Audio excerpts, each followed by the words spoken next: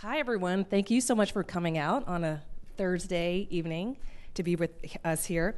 And we're so very excited to do this event tonight because we have a space to talk about something very important to, I imagine, many of you, which is faith and spirituality. We haven't had much discussion about that at KPCC before. In fact, I was thinking about it. There really aren't that many public spaces outside places of worship or theology schools, actually, to talk about religion. But earlier this year at KPCC, we started our station's first ever religion beat. And that's kind of a rare thing. There's not that many religion beats or reporters out there. And we are doing this thanks to a Luce Foundation grant, as you heard from Charlotte, that we're sharing with USC's Annenberg Knight Program in Media and Religion. And we've been doing this reporting on religion as it relates to diaspora communities in the U.S. and internationally. And that's actually what's spawned the idea for tonight's event. The MeToo movement has spread around the world, and it's upended so many different realms as we address sexual misconduct and violence, mostly towards women, but also towards men. And we're talking about Hollywood, Washington, media, politics, tech, business. But as you in this room know, it's also rocked faith communities, communities including Mormons, Jews, Catholics, Buddhists.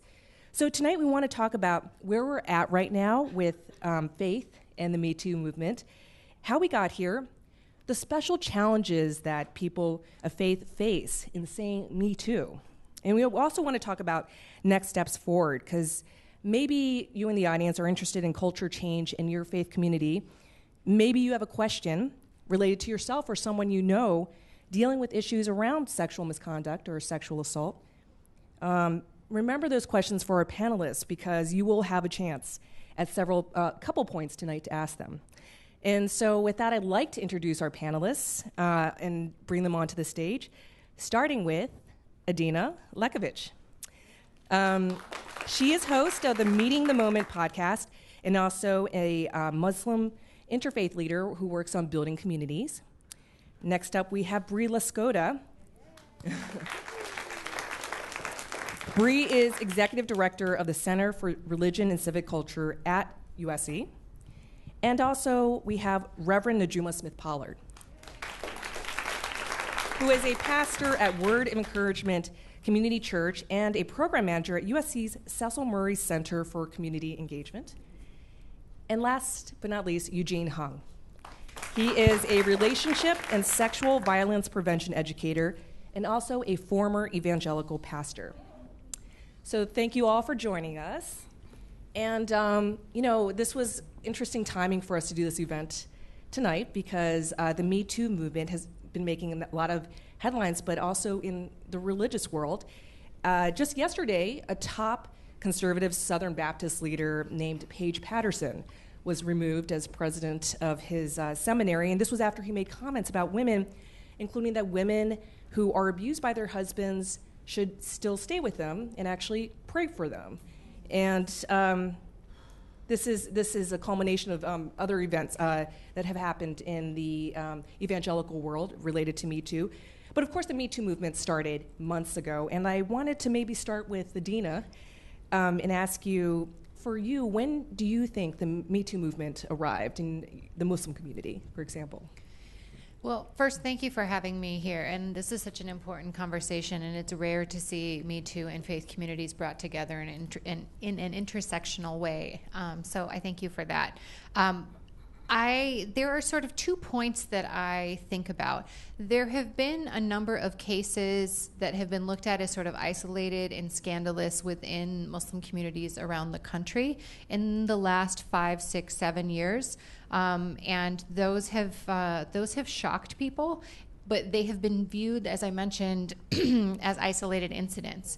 And then sometimes there have been these situations where leaders, and this happened locally also, where it seems that leaders have sort of been shuffled around, right? If there's problems that have come up or questions that have arisen. There's no clear evidence, but some of that has been discussed out there. What is different now, though, is that these conversations are being had more openly. And there are 2 major cases that have happened in the last 6 months or so.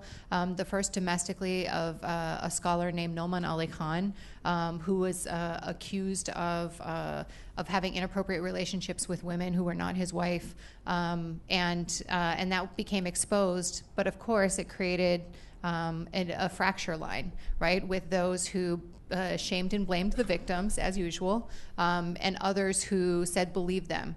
And so there have been all of this fallout. That's one case domestically. Another case is that of Tariq Ramadan, who's an internationally recognized Muslim scholar based in Europe, teachers at Cambridge, if I'm not mistaken, and he was accused of rape and sexual assault by at least 2 women, and I believe is in custody still.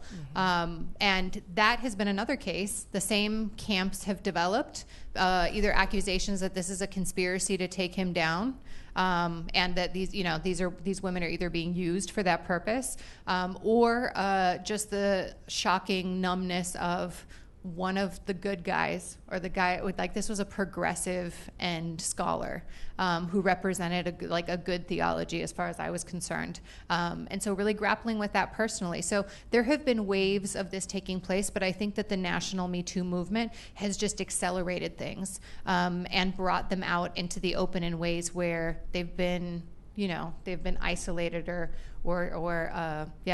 diminished, so controlled. Those 2 individuals that you mentioned, how do you think they're being treated now because of the MeToo movement versus had this happened, a couple years ago? It depends on where you look, quite frankly. So I think that what's positive about right now is that what I could say confidently is that the question marks around them are so strong. They're like bold, italic, underline, that it feels that strong that that is what feels like it's new. The conspiracy theorists are definitely out there, and I don't expect that to change anytime soon. So what I'm heartened by is that there are more and more groups that are willing to talk about it, and that there are groups, in fact, a group called Heart Women and Girls that's based in Chicago that you just did a story about, where they're proactively teaching sexual health, reproductive health, conversations about relationships, about pleasure, and having these open conversations to empower girls within, whether they're immigrant communities or U.S.-born communities,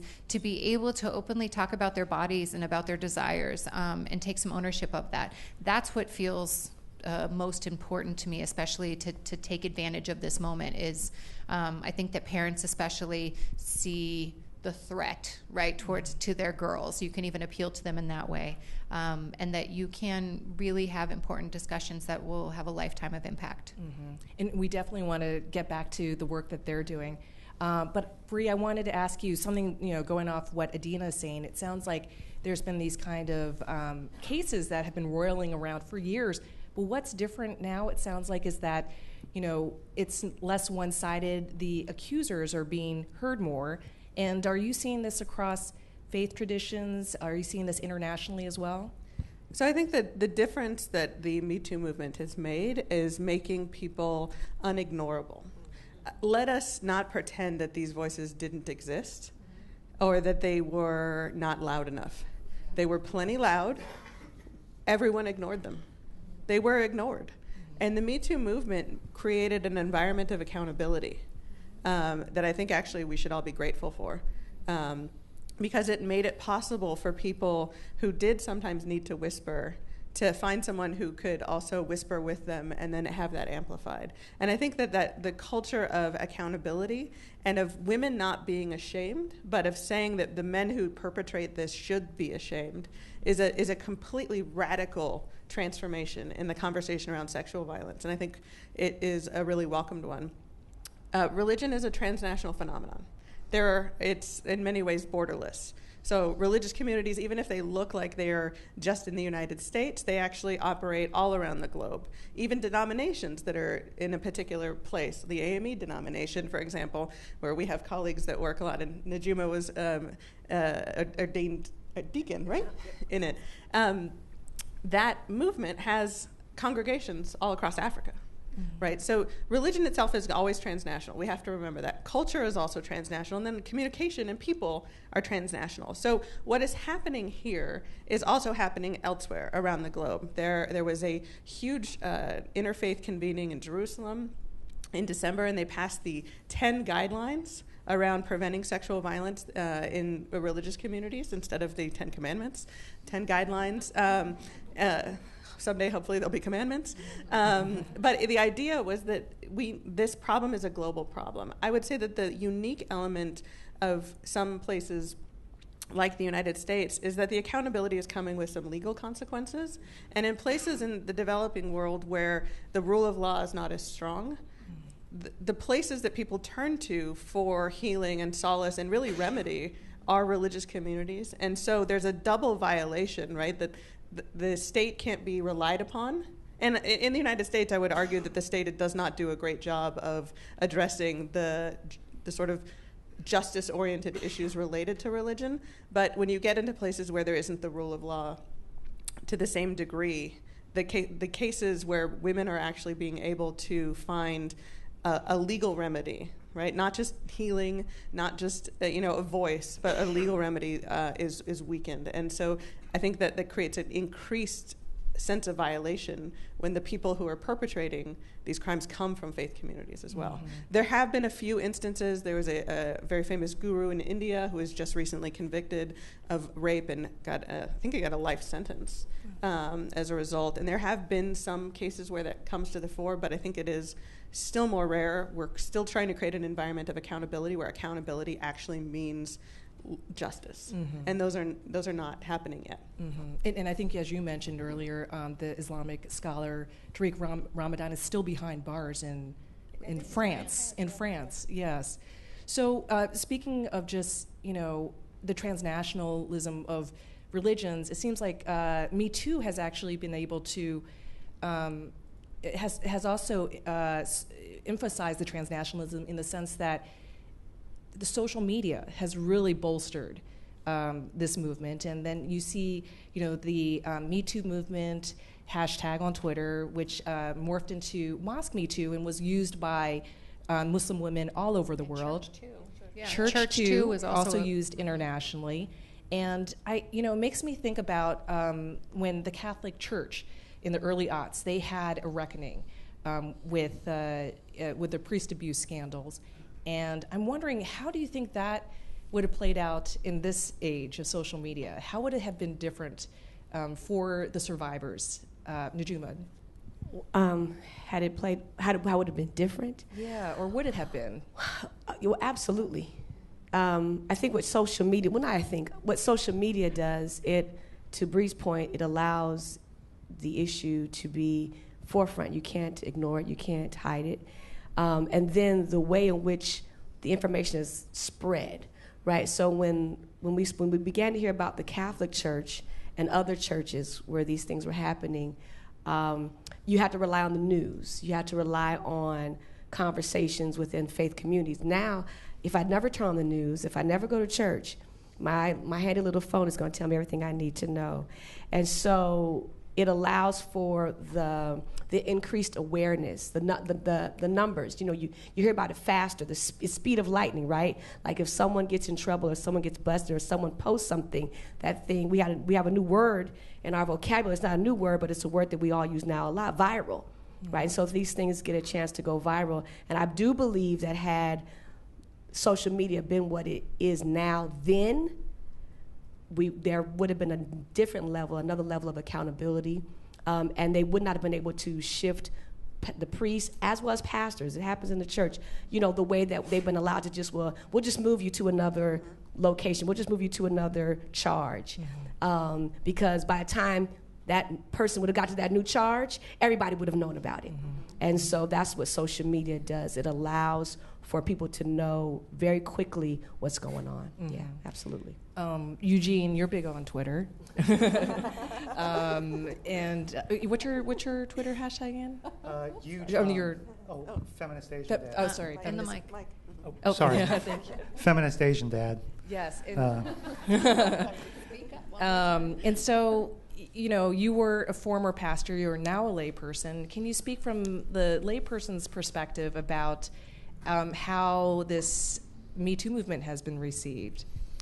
When I look back on my pastoral years, I pastored churches for more than a dozen years in Protestant evangelical contexts, and it really strikes me now looking back just how insular that leadership is in churches, especially from a gender perspective. It's most evangelical circles are really dominated by male leadership, and so I think a lot of men in churches in leadership are suddenly like, "Whoa, what happened? Where'd this thing come from?" Which social media, one of the benefits is it brings together folks and amplifies voices, people who thought they were the only one or felt they could only barely whisper it, but finding common cause with other people with similar experiences. And I think it reveals the need in evangelical churches to have many more women in leadership. I don't think that it would have taken this long for at least Christian churches to have started to reckon with abuse and assault within our congregations if there had been more gender balance. But because it's mostly led by men, and because we tend to be men, we're more oblivious to our privilege as men, and so this abuse and assault have been a crisis within communities of faith for forever. But it's not been recognized as a crisis for a lot of folks until now, because we just haven't been aware or paying attention, or we've as male leaders sort of poo-pooed it and said, "Oh, it's not that bad," or he said, she said, "Well, I don't know, just forgive," that kind of thing. And so I think the whole Me Too, Church Too, it's very helpful for at least Christian communities of faith, and saying, hopefully there's a real reckoning deep in churches and denominations that where men, even if they don't subscribe to an egalitarian theology for women and men's equality, and which I subscribe to, but even if they don't, hopefully it pushes male leaders to a place of saying we need to really pay a lot more attention to women's voices in leadership. Well, did you want to add something, Najuma? I did, and also I think what's happening with the Me Too movement coming into the church too is challenging theology, because part of why the patriarchy works is because the theology that has been taught for centuries has always made the woman the bad guy, starting with Adam and Eve, right? Eve tricked Adam. Okay, the Delilah spirit, all of these things and so the theologies in our churches have also supported the male leadership disregarding and disconnecting from the pain of women when they come forward about sexual assault, abuse, neglect, because the theology is she's bad from beginning. And so therefore, if she comes forward with something, then we have to approach with a grain of salt or with suspicion, because there's the Jezebel spirit, there's the Delilah spirit, there's the Eve spirit. But we don't have no male spirits, And so I think what Church Too does, it challenges and it deconstructs that bad theology. Yeah. Can I? Yes, please. Well, I just want to point out that so even where the Quran differs with the creation story, and the creation story is one that's gender neutral, it's still an Adam and Eve story, but the verse says God created one soul, and from that soul created its mate, and from the two of them spread all of progeny, and they were both tested, they both failed, all of that. Even with that, you still have messed up, right? Like you still have because patriarchy is absolute, right? And the interpretations that have survived for centuries are the male interpretations, and taking back the tradition and elevating women's voices is, I think, what's what's really exciting to me about the time and place in which we live, because there are, some of it is reclaiming history. You know, like I got to participate in the Women's Mosque of America, which happened here in LA at the Pico Union Project, where Word of Encouragement Church also does its service. And just for folks who are not familiar with the Women's Mosque, it is the first all-women's mosque in America. In America, that's right. And so, by women, for women, and I gave the first sermon there, and Brie held my baby who was screaming while I was doing it. That's awesome. They got real close. She screamed a lot. She will not be silenced. No, my girl's got her voice, that's for sure. Awesome.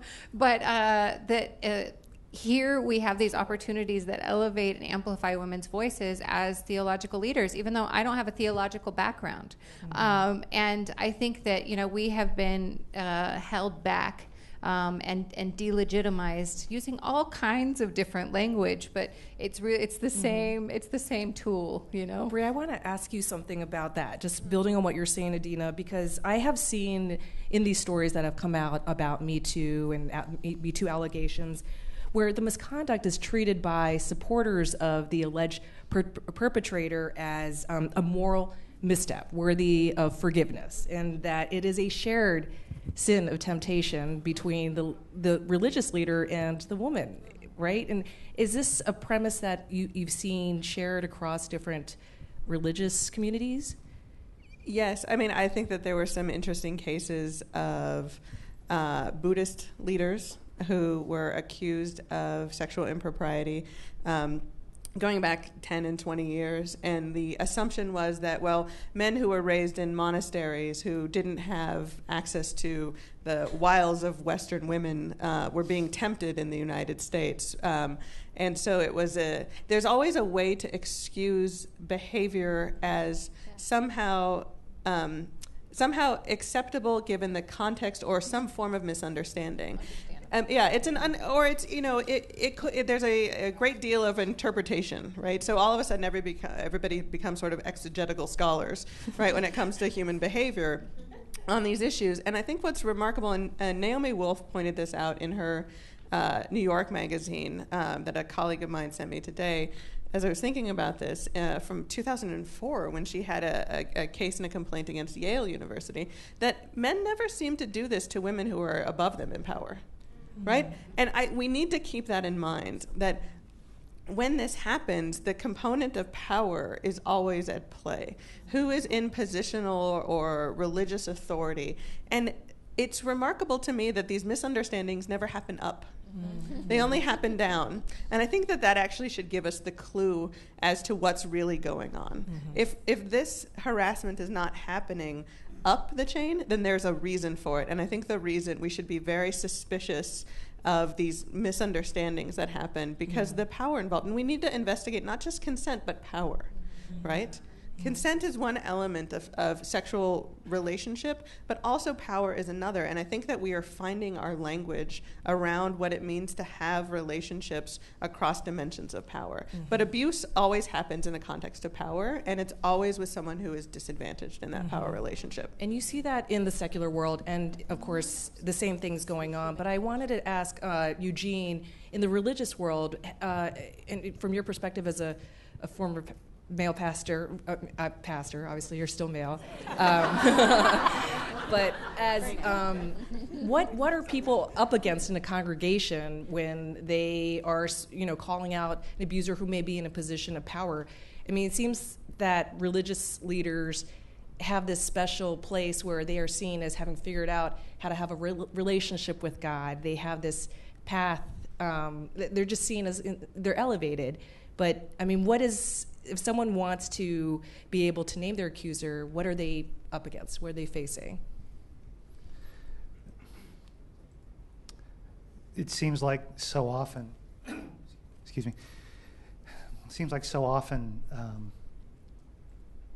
when somebody who's been abused or assaulted wants to talk about it,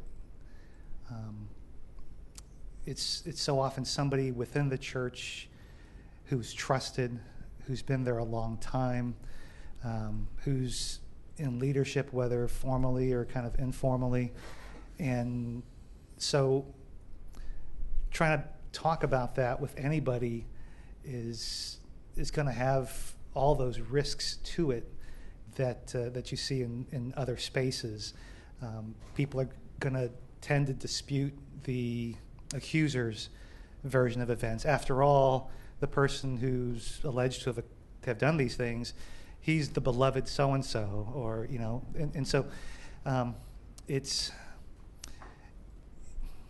there's a lot of risk that's involved, just like it is in other spaces. And I think one thing that we're seeing that we've heard with the situation that was reported by the Washington Post yesterday about the Paige Patterson thing, where he was, Paige Patterson wasn't accused of anything directly, accused of a lot of enabling of behaviors, but when he was leading Southeastern Baptist Theological Seminary, and this woman who was raped by a fellow student, and he said, you need to forgive her, you shouldn't report this.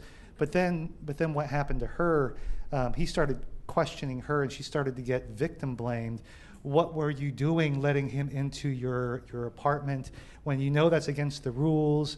And so we hear about this sometimes on college campuses that are faith-based, whether it's Christian or I think at BYU even not long ago, where there are conduct codes that students sign off on to be, physically, sexually chaste, to not drink alcohol. And so there's when those things have been happening already, then there's an additional risk of, I might get put on probation, or this might get reported to my parents. So there's even more of a barrier to come and talk about that. Mm-hmm. So it's blame the victim and hang the scarlet letter on her too. Right. It's like, and there's this kind of equivalency. Well, if it's all sin, then you sin too, and so what's the big deal about everything else? Right. Brie, you wanted to add? Yeah, I think what people need to remember about why this violation in faith communities, and it's not, as we said, it's not just faith communities, right? Sexual violence exists where we live, where we learn, where we work, and where we worship, right? That is, it pervades all of those things. But there's something particular about those contexts, and the faith one in particular, where there is a level of intimacy, there's a level of trust, there's a sense of divinity in these spaces, and so it creates a different type of violation. And because we don't have good legal systems, even in the United States, and even in other countries where the rule of law is developed, the place that people actually turn to first is often their faith community, whether it's to make a sense of a natural disaster or a personal disaster. Faith communities are the place that people go to create meaning and understanding about what's happened to them.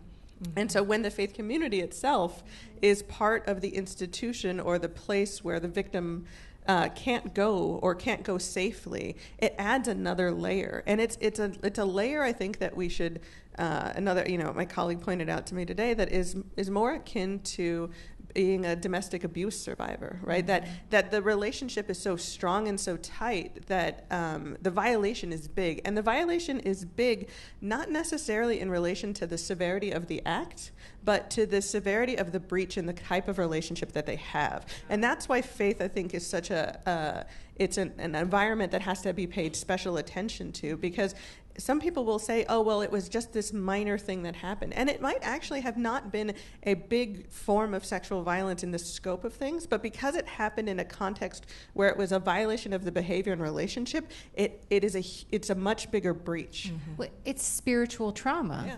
It's I know we all know stories of women who, I have a dear friend who went to her Muslim religious leader to get his advice because she was a survivor, and he turned around and sexually harassed her, and she was doubly victimized.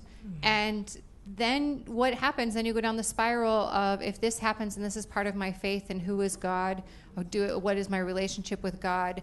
And when you lose that anchor in your life, right? The other piece that I wanted to bring into this is also the extent to which houses of worship can provide mental health services. We have experimented with this idea thanks to support from the city at the Islamic Center of Southern California, where we were able to have mental health worker who was able to see clients on site in an anonymous way, not an anonymous way, but in a private way that respected their confidentiality. And we had, in the span of 4 or 5 months, over 100 people who came through the door, mostly through word of mouth. And so many of those cases involve sexual trauma, or other forms of trauma, and that also then morph into spiritual trauma, and that's the repercussions. It's an interesting point that all of you are making in the sense that folks are treating their members of the religious community, religious elders, as first responders. They are going to them first before going to the local authorities. And this reminds me of the case of Rob Porter, the former White House staff secretary, who's, if you guys remember this, he had 2 ex-wives who went first to the Mormon church elders for advice about what to do about the domestic abuse they were experiencing at his hands. And I think they were both told to stay with him, not to divorce him, because that would hurt his career, right? At this point, unless you want to add something, Eugene, I wanted to turn to, or Najuma, you want to quickly? I did. Well, I think to your point, it's hurt the career, but in church, it's going to hurt the church, right? And so women, children are discouraged to speak up and share what's happened to them, because it could cause a split in the church, or it can create a dynamic where the tithes and offering are going to go down. Mm-hmm. And so all those things are playing in an individual's mind when they're thinking about reporting about the youth leader or the deacon or even the pastor or one of the ministers, is the church fallout, right? Because this is my place where I come to worship. This is my church family, especially in the Black church. This is my church family. And so what kind of split may be created? What's going to happen to this leader everybody loves so much? And so people are conflicted, because they want justice for themselves personally, but that then is going to create a demise for the church across. They feel this allegiance to the church community. Absolutely. There's a concern about airing the community's dirty laundry. Yeah. And actually, something you had mentioned, Edina, the group Heart Women and Girls, which I did a story this week about, and they were telling me that religious women of color face extra burdens, as you mentioned, just in the Black church. But for Muslim women, aside from having to worry about what this would mean for them to disclose about sexual abuse for their family, they also have to worry about the negative stereotypes already out there about Muslim men and not wanting to perpetuate them.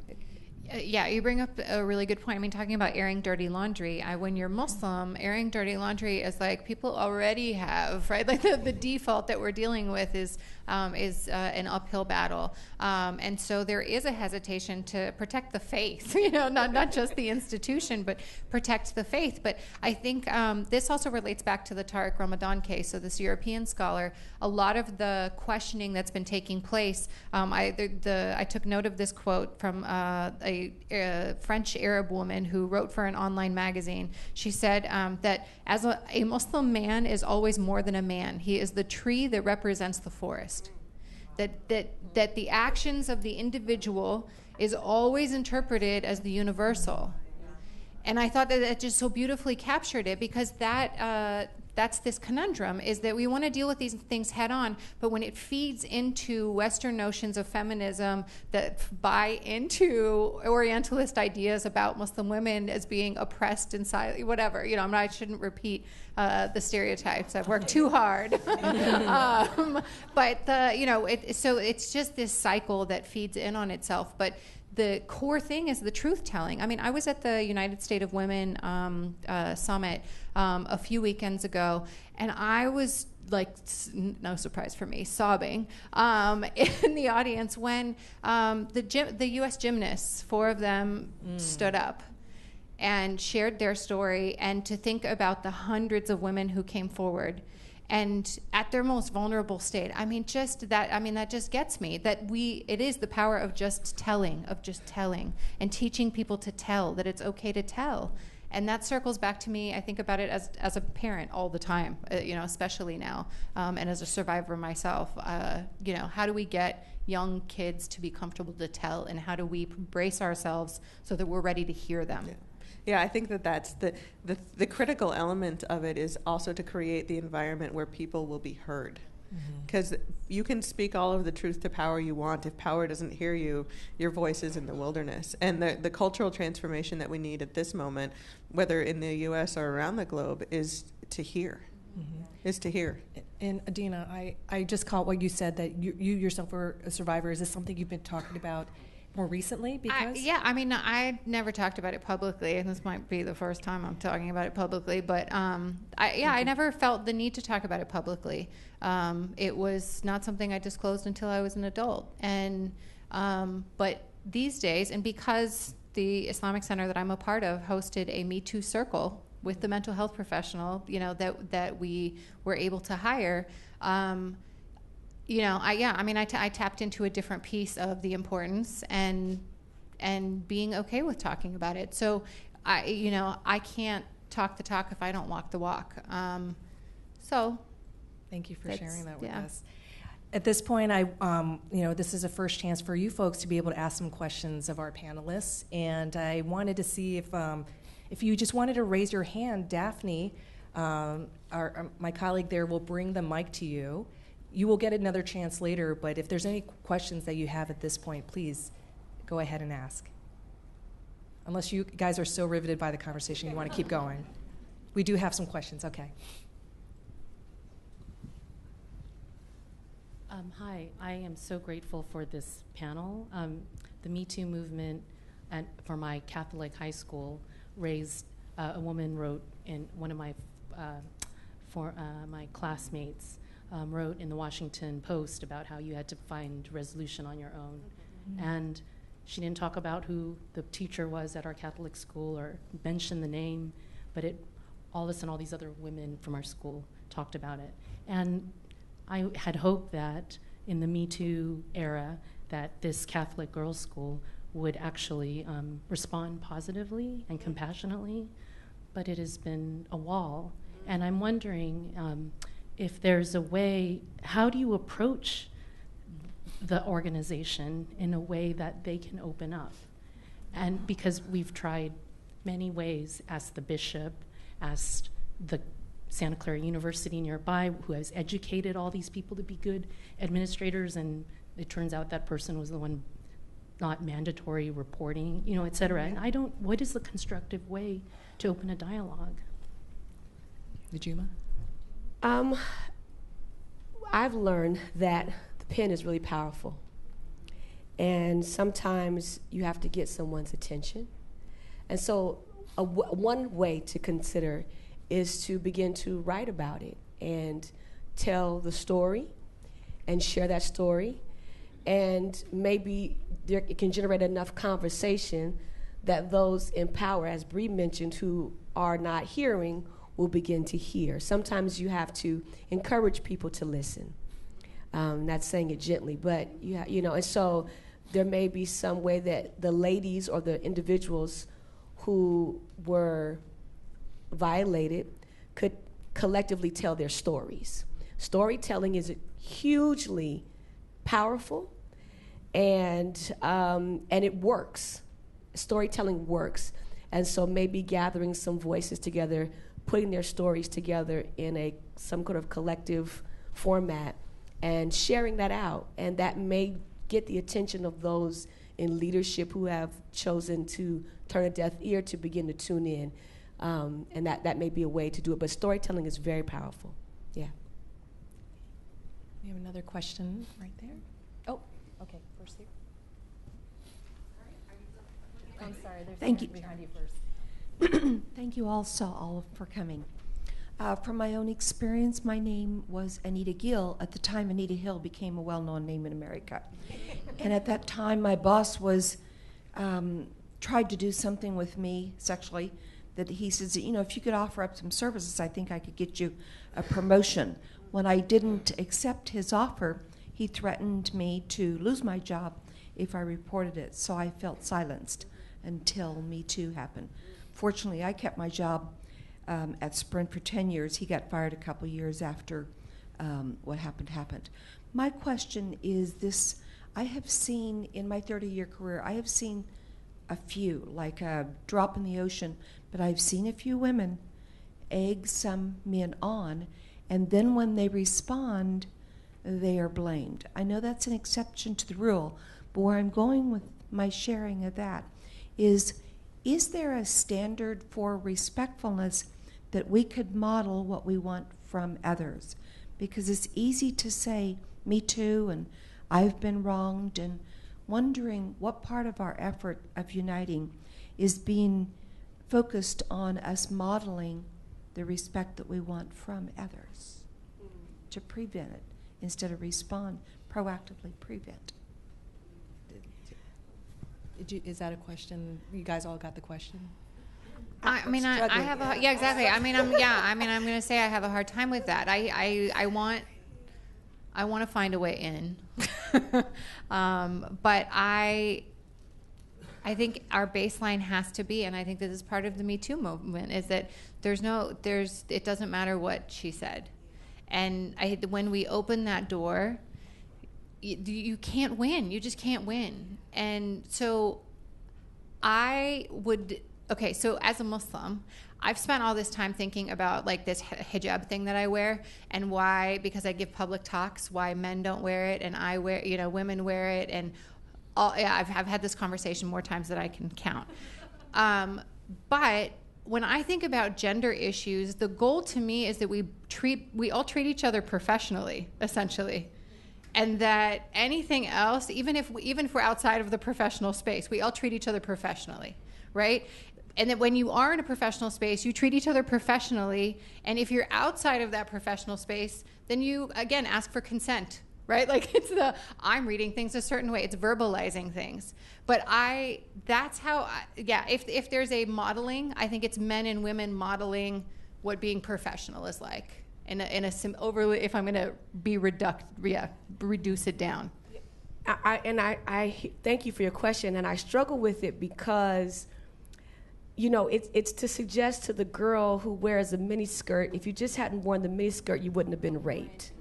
If you just hadn't, if your skirt was below the knee, it wouldn't have happened. But where do we hold men or people accountable that you just don't violate individual bodies? Right? Like, can we set a standard that I'm not going to violate your body, you're not going to violate mine, whether we're butt naked walking down the street together, unless I let you in. And so I think, because when we start asking for a model, that becomes really dangerous, because the question I'm going to ask is, who's setting the standard for the model? Right. And that's been the problem, and that's why Me Too is so important, and Church Too is important, because for centuries, no disrespect, the men have set the model. And that's a problem, because you don't get to set the model for what I feel is respectable for my body. That's ludicrous. If I'm wearing, skinny jeans and a tank top, and if I respect my body, you don't get to tell me that I'm not respectable because you can't control your hormones. And so that's real tricky, and to ask that question, like, what's the model? Because who sets that standard is the pushback. And typically those who have tried to set standards are the ones who end up violating people anyway. Thank you. Eugene, you can close this out. And I think there's a lot of implications for all of what we're talking about for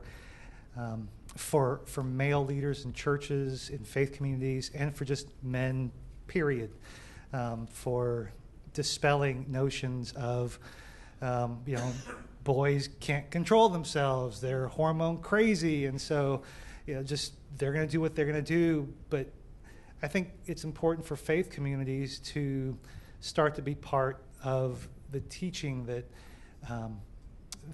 of respecting women, respecting women's bodies, and to make it very clear, just because she's wearing this, or just because she said that before, or even if you'd had sex with her before, it doesn't mean she wants it this time. And these are uncomfortable conversations to have in faith communities, because the faith communities don't even want to acknowledge that the kids may not be virgins, or that's not happening. And if we talk about it, if we talk about God, if we talk about contraception, they're going to start doing it, and so it's a difficult thing for faith communities to enter into, and I don't know all the how you enter into that necessarily in an easy way, but it's something that faith communities really need to be a part of also in teaching men, and having the men model it also, whether they're in leadership or not. Just in that, kind of going back to what we were talking about earlier in terms of having more women as leaders. I think when women are pushed to the side, whether it's consciously or not, then I think there's something that boys growing up don't get, to see women in places of authority, and they need to see that, and so there's a lot of things that, and we can touch on this later, just things that can be done differently. I want to add one sentence about, I think that houses of worship have an opportunity to have sessions on manhood. What does manhood look like through our faith today? And it's sort of a re-examination. I mean, I'm glad that the MeToo conversations are forcing conversations and storytelling by women, right, that exposes pain. I would love to see, right, like I think that we need these conversations around also, you know, even if it's by and for men, to have conversations about what does manhood look like today. Because these things have to be re-examined in multiple spaces and through multiple avenues, and far too often it's like, oh, it's our job to air it out and then, you know, figure it out for everybody and then make everybody comfortable with it, and that, you know, and then let them continue to lead. Like, no, none of that. I just wanted to add, I also think it's really important for boys to see men held accountable. It's not just as important to see women in leadership, it's also important for boys to see men have consequences for the behavior that we don't want to see in the world. And the degree to which that is rare, that is a big problem for all of us. We're going to actually have time to ask more questions in a little bit, but I wanted to build on what you were all talking about. You know, you've all kind of mentioned female leadership, and I want to ask Edina. You have mentioned before to me that women already run, are the folks running the mosques, and I'm wondering, with the Me Too movement, is that going to open more doors besides just kind of running the show behind the scenes? So it's already shifting. So there's this interesting statistic, at least it's interesting to me, I hope it is to you too. In the year 2000, a full 31% of American mosques had a policy of not allowing women to serve on their boards. A policy, right? By 2011, that number reversed, so it was just 13% of mosques that had a policy of not allowing women to serve on their boards. It's still like 1 in 10, if I'm going to round. How many mosques have policies in general? Have policies in general? Okay, exactly. That's a separate. I know, right? That's a separate conversation. But to me, it's on the rise. Women being encouraged to be in these positions is on the rise, and there are so many mosques in the U.S. that have women board chairs, where women have been serving for decades. It's not an unusual thing, and that they've been teaching in other spaces. We don't have women clergy in mainstream Islamic tradition. There are newer progressive elements, including Muslims for Progressive Values, that's based here in LA, that have prayer services that are led by women for women and men. So I want to recognize that also exists. People are pushing the envelope. But you don't have that otherwise. So this idea of having women teach, having them be seen as scholars, and also having them in leadership positions is happening more and more. And I have to say that right now, interestingly, Muslim women are like sexy. In Trump's America, especially women in scarves are getting opportunities and being amplified because they're a symbol of resistance. And so we're getting sort of, that is complicated. But what does that leave for Muslim men, and especially young Arab men who are often fit the profile or fit the stereotype and who are most targeted by the language out there? I feel like women are doing just fine in my community for the most part. However, going back to the women of color piece, it's women of color, especially Black Muslim women, who are facing the highest rates of hate crimes, especially if they wear hijab. Black Muslim women in headscarves face some of the worst hate crimes that have taken place in the last couple of years. So that's another place of thinking about intersectionality in its worst forms. Right, there's been cases in Portland and D.C. that you've worked on. Yeah, right? and there was that's right, Portland and D.C. There was another one in Ohio, and I know that there have been more since. Those 3 cases just happened a year ago, last Ramadan. I know that I haven't kept up with a lot of the individual cases, but it's a steady stream. I mean, hate crimes are up against a lot of different communities. Well, I've also heard too from Najuma, in the Black church, you were actually seeing more women ascend to leadership roles. But Right. Well, what happens to the men? They're still there. They retired. But at our office, the Center for Religion and Civic Culture, we do this wonderful thing every year where we sit at the table and we talk about predictions in religious spaces. And so one of the predictions that was made at the table this year was it January, right? January. By you. My prediction, thank you, was that the MeToo movement, the Church Too movement, would create this movement where churches would hire more women in leadership. Because even in the Black church, while there are a lot of Black churches that have women pastors and there are bishops and elders, there's still, when you look at the numbers, right, there's still a great amount of oppression of Black women in Black churches, even though Black women make up at least 80% of Black churches, right, and support the churches financially and do most of the ministry work behind closed doors. Getting in leadership still continues to be a challenge. And there's historical reasons for that go back to times of slavery, so we don't have time to get into it, but there's historical reasons why men have held on to those positions of leadership and power, because historically that was the only place they could have leadership and power.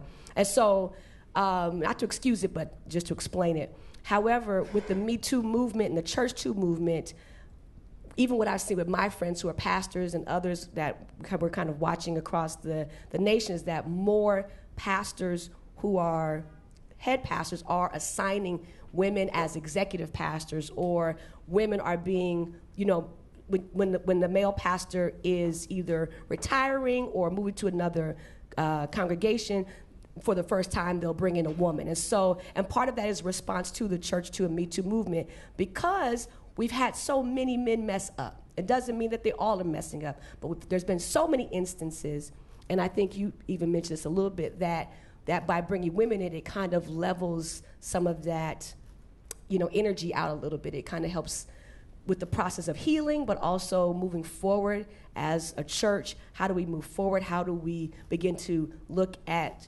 leadership and power and how we do the week-to-week kind of process of church differently? And by putting women in leadership, you have that opportunity. I also think you change the expectations on male leadership, right? Men in power cannot abuse and cannot rape. It's possible. It should be the standard. It generally is the standard. We don't need just that. I think we need women in positions of power because women deserve to have positions of power because we're talented and skilled. We don't need to do that in order to solve the problems that men have created. I think we can find ways that men are held accountable to the right standards for their own behavior. And putting a woman at the head of an institution that is either dysfunctional or corrupt is also going to have problems, right? Because power is not just about individuals, it's also about systems and institutions. And so we need to be aware of that. But I also just want to keep going back to the idea that men are fully capable of not abusing women. Just as a reminder, in case we have forgotten.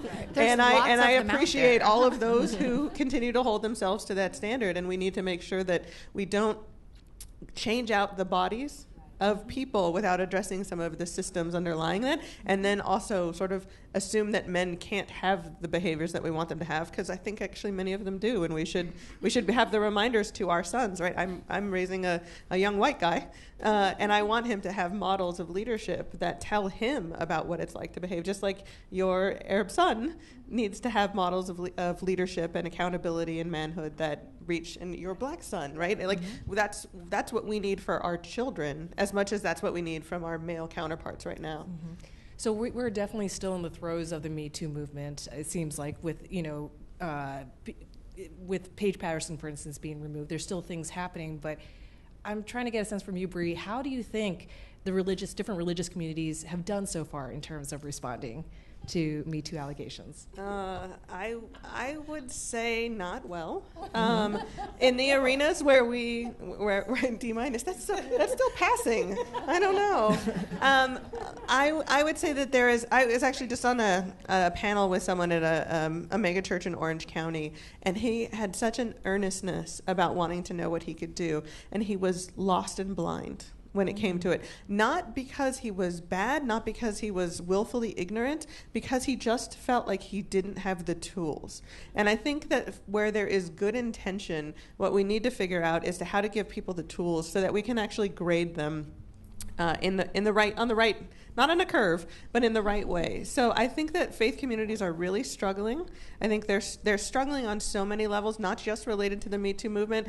Pastors, if you look at the level of religious clergy and their alcohol abuse, their depression, right? The level of stress that they're under. Many pastors are bivocational, which means they work at one job and then they come and have their ministry work. So this is an environment of people who are a microcosm for many of the social ills that we see, that they're under a lot of stress and stressors as well. So it's not exactly the most robust institution to solve the problems of the world, and yet that's its job, right? That's its job, is to help us become better. And so we are it's a fragile place with a lot of resources, sometimes spiritual resources, right? There's a lot in the tradition that can be brought forward in any tradition to call people towards better behavior and creating a better world. But it is not always as easy as just saying, you're a person of faith or you're in an institution, you should be able to do this. And so I think we need to understand that this is going to take a lot of time and careful attention so that it is done correctly.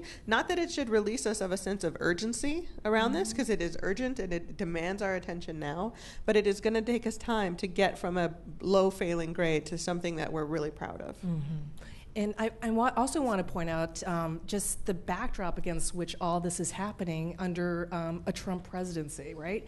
Where, even, religious leaders, maybe most visibly the evangelical Christian leaders, have very forcefully backed the president and seem to have adjusted their views on morality and sex when it comes to... I think you mean suspended. Okay. Your words. One instance I can think of is just this month. Leaders of, not just evangelical leaders, but leaders of all faith traditions showed up for the president's National Day of Prayer in the Rose Garden. I think, maybe a day after he acknowledged that there have been payments made to the adult film star Stormy Daniels. And it's a real interesting juxtaposition when you think about how they reacted to President Clinton and the Monica Lewinsky scandal. Granted, there are differences in the sense that, President Trump's scandal happened before he was in office. But what can explain this kind of this generosity towards the president when it comes to... It's called normalizing. It's called normalizing. And once you normalize it, so he said it.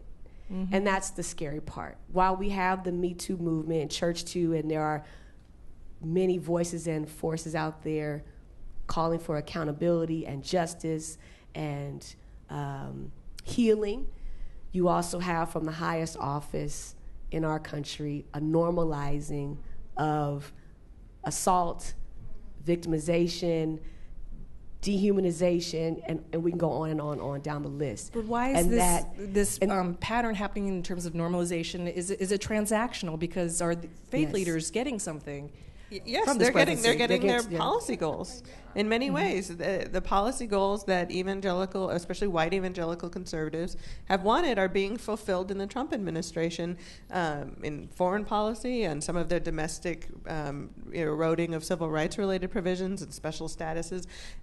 It's happening for a very particular reason, that even the evangelical churches have played a game of politics of domination, and they have won the highest office where there is somebody in the office who is enacting a lot of the policy goals that, interestingly, are not necessarily related to some of the things around sort of sexuality, though I think those are coming up, where they sort of made many of their initial public policy forays, right, around sort of what we call below the belt issues, right, on chastity or virginity, on homosexuality, and on abortion.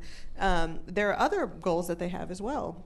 But he's also delivering on those, right? And he's delivering on the culture war related goals. And he's got Mike Pence in, as well as the sort of, as the hallmark of real conservative Christianity in the U.S. that plays right into the sort of baseline culture war debates that we've been having for a long time. I think that one of the reasons, though, that we have the MeToo movement now is because when people don't feel as though they have policy solutions, they look for cultural solutions, right? So in the absence of leadership to make progress on things that we actually have been making progress on, we have a counter echo happening in culture, because culture is the place where we can make a difference, right? There are not going to be a lot of wins related to policy under this administration that carry forward ideas of women's equality or of LGBT rights or of reproductive rights. So where are we going to fight that battle? We're going to fight that in culture. And that's, I think, why we have it. So the Trump administration's strange child is the MeToo movement, because people have said, I can't just continue with the status quo given the elevation of somebody who has gone against these things that we think are involved, like they're norms we want to hold up in our society. So do you feel like the presidency fuels it then? I think the presidency birthed okay. it. I don't think that the MeToo movement would happen in the context of not the Trump administration. Really? Okay. Yeah, I really don't. I mean, yeah. I know. I agree. I think if Hillary had won, I don't think that the Weinstein news would have hit in the same way. I think it, just like Muslims are sexy right now, right? Like, I think that there's so many issues that we are sexy. There are so many issues that have taken off because of woke, right? Because of being woke and the wokeness that is out there, which is such a gift. I think it's awesome. I mean, I just heard that Gloria Steinem said she's never seen the level of activism that we're witnessing in our country today. And I feel like if Gloria Steinem says so, exactly, I tend to believe her. She's done a lot of miles. But it has bred all of this. And so of course, why not? And that's so in my house, we created a word which is Christortunity. Brie has heard this. Christortunity, which is the idea that in every crisis there is opportunity. And there are new opportunities. We can run further and faster right now on some issues. Look at the number of women who are running for office. Those women wouldn't have run for office if Trump wasn't president. Like, I look at Stacey Abrams. Am I getting her name right? No, that's correct. Yes. There's just so much. Look at the number of trans people in office, for God's sake. I mean, like, all of these things are possible because the status quo can't hold anymore, and it takes absurdity to create clarity. For a lot of people. Well, I was going to ask you if you thought that this MeToo movement in faith has momentum. Clearly, you folks think under Trump presidency there will be momentum, but do you think that we are going to continue to hear stories, or are they going to continue to trickle out? What we've heard so far is that the tip of the iceberg? Yes, 100%. That's the tip of the iceberg. But I do think that it will have momentum that will be cultural momentum until there are we need to really make the distinction that cultural momentum doesn't always bring policy solutions, right? Just because now we know how many women and also how many men are survivors of sexual violence doesn't mean that we will create political will either within congregations or within our policy apparatus at our local level, at our state level, national, or even internationally to do anything about it. And that's the next step, right? We've seen some legal remedies in the secular world with Harvey Weinstein turning himself over to police. Do you think that religious communities are going to lag the secular communities in terms of just seeing justice for survivors? I think you will. It will be harder. There will probably eventually be one or two or three, maybe good cases, but it's going to be harder because of the whole. We talked about before, that whole aspect of holding those spiritual leaders in a space of reverence, and I know in the church community, one of the scriptures that's often touted is, you don't file a case against your brother. You don't sue. That's in the people use that in the Bible. So people are hesitant to call the police on the pastor or the spirit or the deacon because scripturally. So we go back to theologies, right? Theologically, I'm not supposed to do that because the Bible says you don't do those. You don't bring a case against your brother, and so those conflicts are in people who really are committed to their faith and their faith tradition. However, you'll probably see one or two good cases that may, again, I think using Brie's point, shift culture, but I don't know about policy. And because so many churches, even if they're denominational, they have their own kind of governance, right? And so bureaucracy. Say it again. Bureaucracy, right? So even within the denomination, how does the denomination handle these kind of cases? And oftentimes it's kind of like you go before a board, you're talked to, they may issue some kind of consequence, but it's calling the police, getting an attorney part of that process. 9 times out of 10, it's not, unless it's a really, and all things are significant, but I'm using significant for lack of a better term, a significant issue, where you're talking about an adult and a baby or something like that, where it's just such an atrocity. We gotta, and so, but where you have allegations and there's no proof and there's no pictures and no videos, it will probably go down the traditional line of how denominations and even, non-denominational churches kind of handle within. And a lot of the leadership structure in these churches are not, are folks who don't have pastoral training at all. These are folks who are just your peers and are, passing judgment. They're your peers, and they don't have legal experience. So a lot of it is your peers. They're ordained, they're reverends, they're bishops, they're this, but they're not legal professionals, which then elevates to another level. We've done a little bit of work on the role of Catholic sisters all over the world. So people often refer to them as nuns, but Catholic sisters. And one of the things that Catholic sisters are getting training on is how to become canonical lawyers. Not just related to issues around sexual violence, but also to protect their own property, right? In the developing world, there are lots of cases where the property that's owned by congregations of Catholic sisters can get subsumed by bishops, and they don't have the legal resource to sort of stand up for their rights. And the only way for those remedies to come is actually through canonical law, not through the law of the state, not through secular law. And so the training of women in order to understand how to mediate and navigate these legal remedies or these, policy-related remedies within their own denominational structures is really important. I want to close out this part just so we can give the audience some time to answer questions. Did you want anything else to add, Eugene? Or just my sense for at least evangelicalism is I think it's going to have to get worse before it gets better. There is a conversation that's starting, and there is an effect that's happening. 10 years ago, Paige Patterson would not have been disciplined the way that he is currently being disciplined. At the same time, he's really just he's not, easy for me to say, but he's not losing that much. He's becoming president emeritus, theologian in residence, still will get paid. He still has free housing. Right, he'll get on-campus housing, and right. So there's very little sense that he's really sorry about very much. A lot of these ministers who are caught doing things they shouldn't do, there's often sort of it's if I hurt somebody, if I offended somebody, sort of the non-apology. and the non-confession. And so I think we're in this space where it's starting, but it's going to take a long time.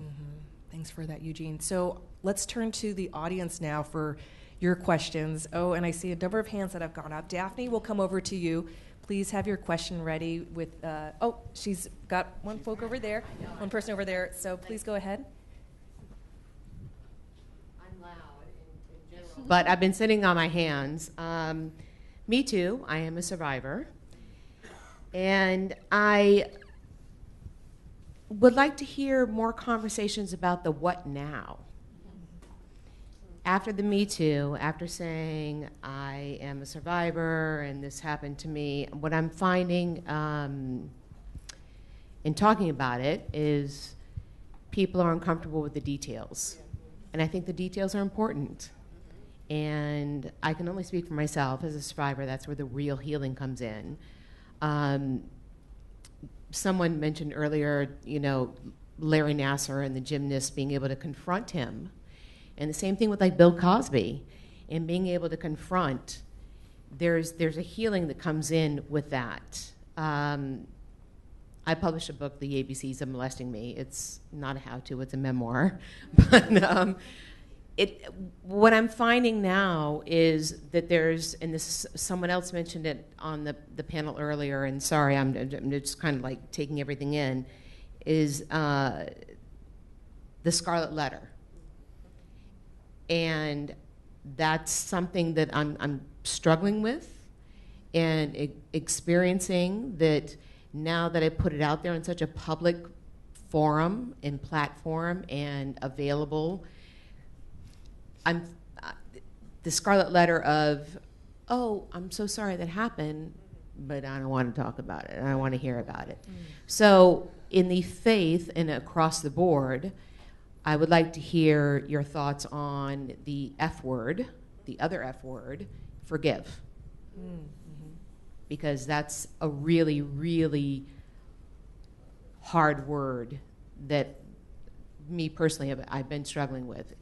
I've been told you need to forgive them, and I understand that in the intellectual sense of until you do, you can't be set free. But I'm also, hearing and they do this and they do that. And so it sounds like you're asking, what can churches or places of worship do to support survivors? And yes, absolutely. And should help they them be asked heal. To forgive? But also hear their stories in detail, because that's where the healing comes in. So people are chomping at the bit. So let's talk about the F word. The F word, forgive. Go ahead. Why don't we start with Eugene? We'll go down the road. And thank you. And I'm sorry for what you have experienced. I'm glad to see you taking your situation and bringing it to helpfulness to other people.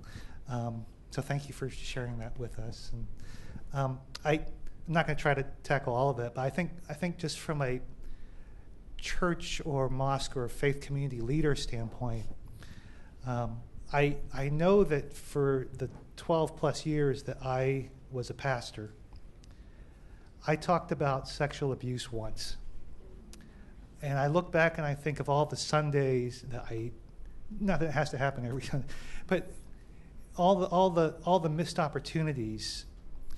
I think one thing that at least Christian male ministers need to get is that this is a crisis that's been there, and it's been there for so long that we don't feel like it's a crisis, but it is. If any other kind of crime was happening to people in our congregation, we'd be raising all kinds of, waving all kinds of flags, making all kinds of noise.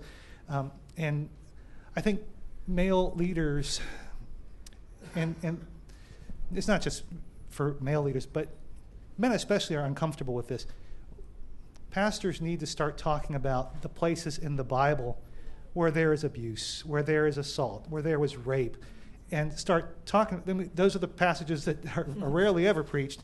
To start talking about that and to start setting a tone, not just for accountability and what is right and pure and just, but also, especially in a faith context where people have been not only physically, sexually traumatized, but to Edina's point, spiritually traumatized too, to say that God cares about what happened to you,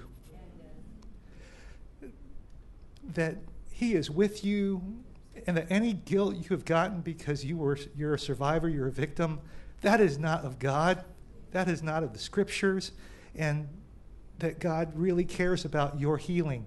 And that's just one thing that people in faith community leadership need to start doing, is just setting the tone and talking about it in a way that it involves what is right and pure for behavior, but also that because I think a lot of ministers don't realize, and there's a lot of training that ministers have to go through, a lot of ministers don't realize just how prevalent it is.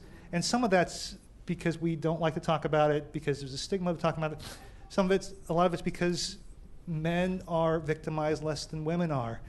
And so I think if they realize just how much of an impact it has had on the people in their congregations, they would start to wake up to the sense, I need to start addressing this. Mm-hmm. I'm sorry.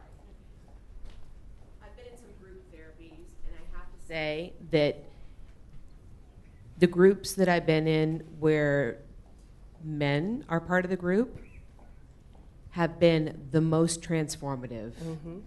To hear their stories, and whether they orient themselves as gay or straight, whatever, hearing the male aspect of it, for me personally, has been like the most profound breakthroughs. Because I know there's a stigma, and I know it's difficult for them to talk about, and for any survivor to talk about. But that, and with the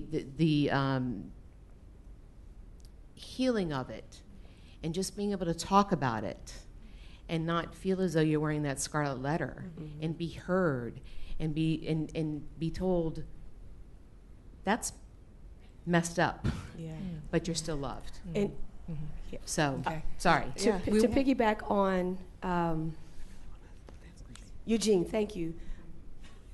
2013, when I did my dissertation is on preaching that lifts the veil of sacred silence around sexual violence. And it's a training for clergy on how to preach and teach these narratives in the Bible that deal with sexual violence. And when I share that training and teaching with clergy, they do one of two things. They either say, yes, we want it, or they totally reject it because it's too heavy. So you're asking the question of what now? And I think we have to Eugene's point, is encourage more training. Because most pastors, when you go to seminary, when you go to Bible college, they teach you how to exegete the text, but there's very few classes that teach you how to handle the hard stuff in the text, right? And so what has to happen, and there's a number of different issues but clergy have to be trained how to address issues of sexual violence and assault from a theological standpoint. And what does that theology look like? And we have to keep going back to theology because church is rooted in theology. And part of why some leaders reject the training is because it's going to mess too much with their theology and how they understand God, men and women, male, female relationships.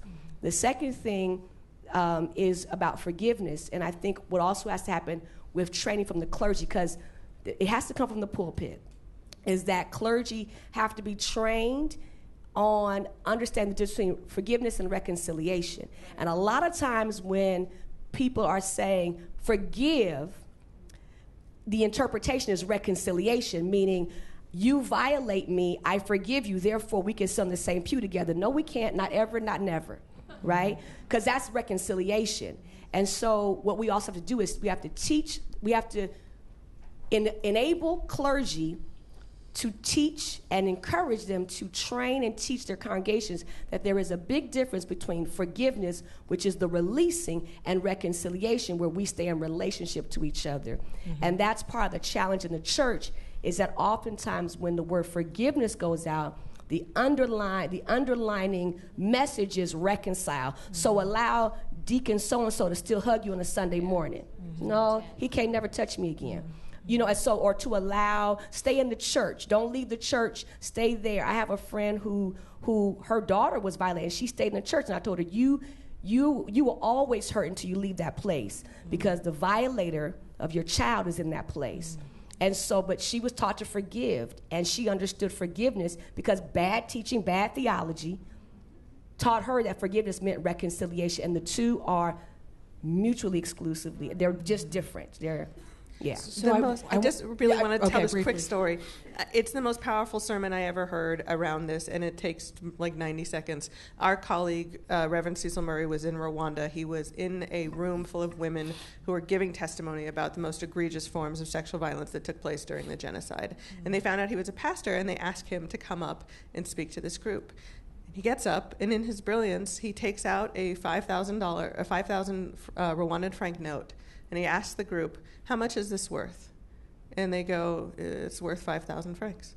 And then he takes it, and he stomps on it, and he tears the corner, and he spits on it, and he wads it up, and he unfurls it again, and he says, "How much is it worth?" And they say, 5,000 francs. And he says, "And so too with you. So too with you, always in the eyes of God. No matter what is done to you, there is nothing that robs you of your inherent dignity and value." That's an awesome story. So I want everyone who is a survivor to understand that survival is not about weakness. It is fundamentally about strength. It is not what is done to you that is the mark of your life. It is what you do as a result. And what you do as a result is that you continue to thrive. That should be something that we celebrate rather than something that we are ashamed of, because there is nothing that is done to you that can change your inherent value. Thank you. I want to acknowledge that we also have an audience online, and they also have questions.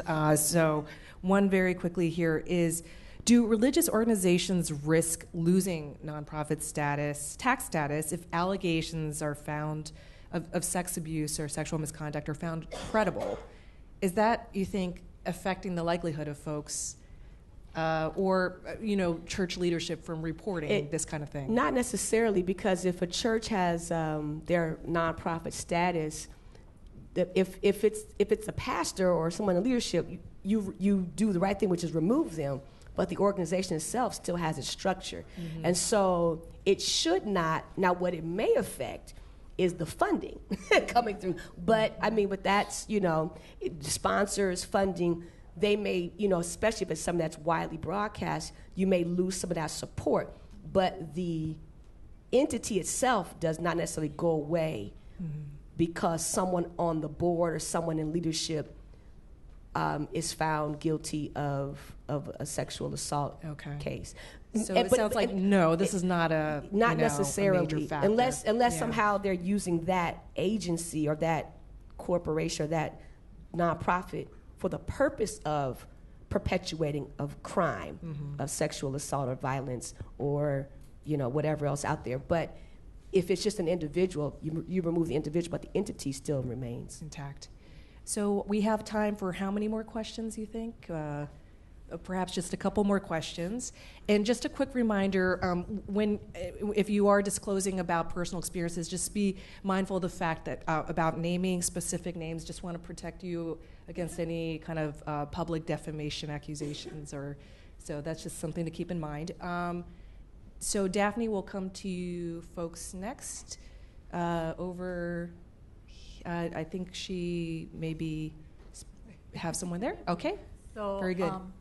I'm going to be somewhat vague because I'm involved right now in a case that actually started in 2004. Okay. And with the MeToo movement, made me decide I'm going to press into it.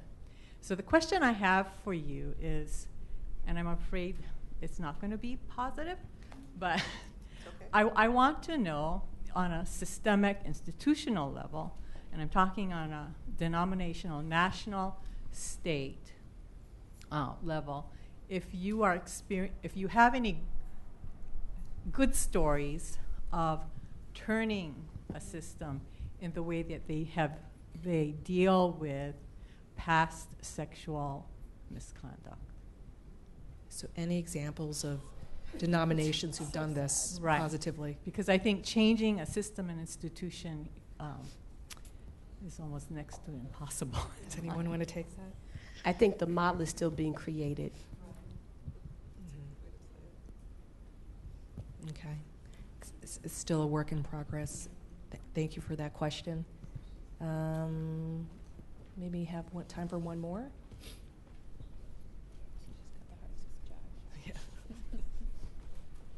Hello. I'm so happy to hear everyone. So the questions that have been posed is, what next? And I work for California Coalition Against Sexual Assault. And we've been doing this work, this movement has been doing this work for eons, right? It started out as volunteers, and then we got some funding. And so with this MeToo, people are now disclosing, and they're disclosing to church too, they're disclosing in Hollywood. And so my concern is, what are the next steps to help support the people that have the boots on the ground that are here to continue to support the survivors who decide to disclose? And a movement that is really focused on survivor-centered, focusing on the survivors. How do they want to receive help and support? And I'm really hoping that we could figure out ways to fund and support prevention work, and to work with all these different systems, cross-systems collaborations, and looking at the institutional and systemic change that will really help.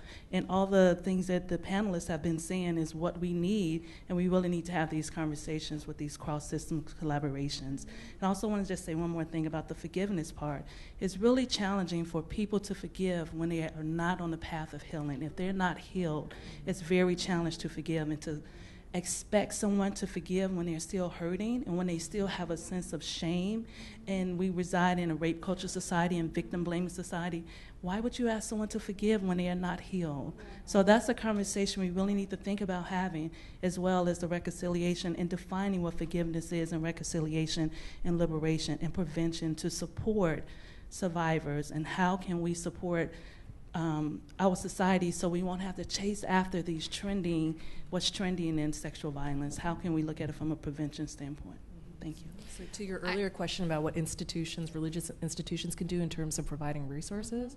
Yeah, I agree with you that there needs to be cross-sector collaboration, right? I mean, these public-private partnerships. Brie has done a tremendous job of this in the emergency preparedness space, right? Is bringing faith communities into emergency preparedness, creating that sort of those ties right now feels like a huge opportunity, because people are disclosing, as you said, for the first time and in larger numbers than ever. And just like in other communities, in the Muslim community, most imams do not have formal theological training.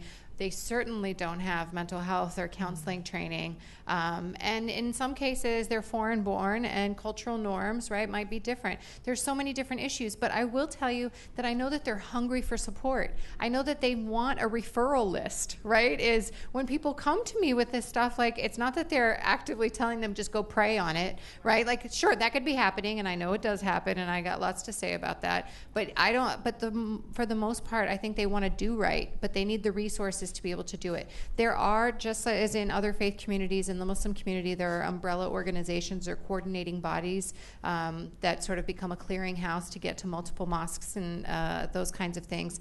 And I imagine, again, that there are in other spaces. But this feels like a real opportunity to bring services into faith communities and to have faith leaders be hungry for them instead of skeptical or cynical or suspicious. One of our politicians, and I don't want to name the person because we haven't been given the clearance to share it publicly, but one of our elected officials is presently working with a group of faith leaders to take them through some kind of collective training, and even giving them tools to handle issues to include sexual violence, human trafficking. So it's happening, but again, this is a new space for a lot of people in the way, not in the activity, but in the way in which we respond. And so in addition to, we do have a political official, well-known person who is working on something. It's a great opportunity for grassroots organizations to begin to work together and to collaborate. And for those of you that are part of organizations, reach out to faith communities, because trust me, pastors don't have this stuff. A lot of pastors don't have, as even Edina mentioned, a lot of pastors, we're good at preaching and praying, but a lot of pastors don't have what your agency may have. And so connect, reach out, and you'd be surprised how some some will be more willing than others, but it's an opportunity for a lot of grassroots work to take place. Mm-hmm. I think we also need to pay attention to the role of philanthropy in all of this. And I think there needs to be, and there has always been a caucus, a group of funders who are interested in ending, excuse me, I'm getting a cold, violence against women and girls. I think the MeToo movement has catalyzed a lot more funders who have been interested, who have been on the fringes of this issue, and we really need concerted strategies for the environments where people live, where they learn, where they work, where they worship. And those are going to be different strategies, but it's going to come from the grassroots, actually putting pressure on funders to create funds that are going to enable this kind of, because it's not, the government money for this is not going to come. It's not going to come quickly, and it's not going to come with the kind of ease that we need. It's really going to be catalyzed by philanthropy. And there's a lot of women in philanthropy who have a tremendous amount at their disposal who can really help move these needles. But it's going to take coordinated philanthropic strategy to really catalyze this moment around Me Too and take it not just from the work that's really incredible work that's happened over many decades around violence in women and girls, and really meet this moment, to sort of tease up your podcast, to really meet this moment to shift where there is energy. And it's hard for philanthropy to make that shift. Right. For instance, the Time's Up. Time's Up, isn't it? Philanthropists are moving outside of the Hollywood realm and into the workplace. And I wonder if there's going to be any kind of collaboration with I think it's churches. I think it's all coming. It just is going to take a lot of leadership from people who are willing to take some good risks to make new investments and new investments where there's a lot of hurt. And I think the most important thing for survivors is the healing. The point that you made, we can't echo enough. The idea that you cannot forgive when you are in trauma. And that the cycle of trauma has to be broken and healed for people to be able to move on is so important. So if anybody is at the place where they feel like they have unresolved issues related to this, the most important thing that you can do is reach out to an organization that can actually help you heal. And whether that's secular or faith-related, it needs to be a place. In Los Angeles, we have some great ones like Peace Over Violence, which is a phenomenally groundbreaking organization that offers domestic violence. They work across the spectrum of sexual violence, and they offer crisis counseling for people who need it, and it is a wonderful service that people can go to. So at least if you have thought that you needed to get something talked about and resolved, that's one step that you can take for yourself that will put you on a path to really do the work that you need, so that you remind yourself how okay you can be.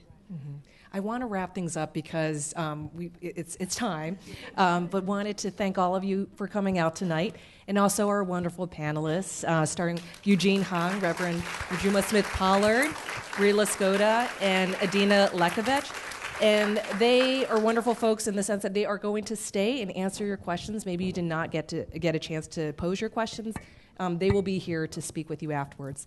So thank you all again. Thank you.